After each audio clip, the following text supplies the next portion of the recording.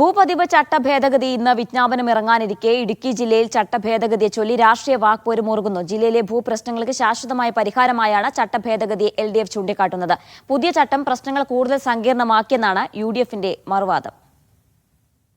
1960-ലെ ഭൂനിയമം ഭേദഗതി ചെയ്തത് 2023-ലായിരുന്നു.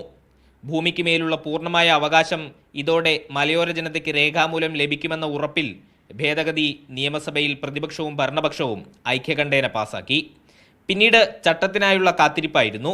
കഴിഞ്ഞ മാസം കരട് ചട്ടം പുറത്തു വന്നതോടെ കാര്യങ്ങൾ കീഴ്മേൽ മറിഞ്ഞു.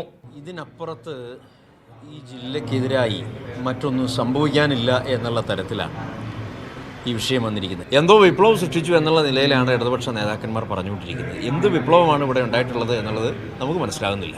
നിയമപ്രകാരം അനധികൃതമെന്ന് മുദ്ര കുത്തപ്പെട്ടിരുന്ന കെട്ടിടങ്ങൾ ക്രമവൽക്കരിക്കാനുള്ള അവസരമാണ് പുതിയ ചട്ടപ്രകാരം ലഭിക്കുന്നത്.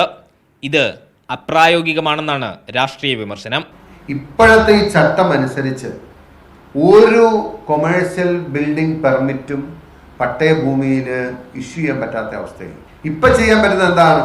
ഈ 46 വർഷം പഴക്കമുള്ള കെട്ടിടം വേണമെങ്കിൽ നിങ്ങൾക്ക് അതേപടി കൊണ്ടുനടക്കാം. ഇതിൻ്റെ അപകടം എന്തുമാത്രം ജനങ്ങൾ മനസ്സിലാക്കിയിട്ടുണ്ടെന്ന് എനിക്കറിയില്ല. നിയമ ഭേദഗതിയെ നിയമസഭയിൽ അനുകൂലിച്ച MLA അടക്കം ചട്ടത്തിനെതിരെ രംഗത്ത് വന്നതോടെ LDFും സ്വരം കടുപ്പിക്കുകയാണ്. ഒന്ന്, മാത്യു കുഴൽനാടന് ജില്ലയിലെ ഭൂപ്രശ്നം സംബന്ധിച്ച് പത്രസമ്മേളനം നടത്താനുള്ള യാതൊരുവിധ ധാർമ്മികതയില്ലാത്ത ഒരു വ്യക്തിയാണ്.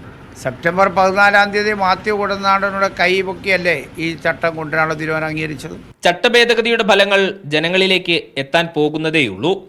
തിരഞ്ഞെടുപ്പിൽ വിഷയം എങ്ങനെ പ്രതിഫലിക്കുമെന്നാണ് ഇരുമുന്നണികളും ആശങ്കപ്പെടുന്നത്. ഇടുക്കിയിലെ ഭൂപ്രശ്നങ്ങൾക്ക് പരിഹാരം ഭൂനിയമ ഭേദഗതിയാണെന്നായിരുന്നു ഇരുമുന്നണികളും വാദിച്ചിരുന്നത്. നിയമം ഭേദഗതി ചെയ്ത് ചട്ടം നിലവിൽ വന്നപ്പോൾ തർക്കം ചട്ടത്തെക്കുറിച്ചായി. ഭൂപതിവ് ചട്ട ഭേദഗതിയുമായി ബന്ധപ്പെട്ട ഇടുക്കിയിൽ നടക്കുന്ന വാക്പോരിൽ ഇരുമുന്നണികളും ലക്ഷ്യമിടുന്നത് രാഷ്ട്രീയ ലാഭം മാത്രമാണ്. മീഡിയ 1 ഇടുക്കി.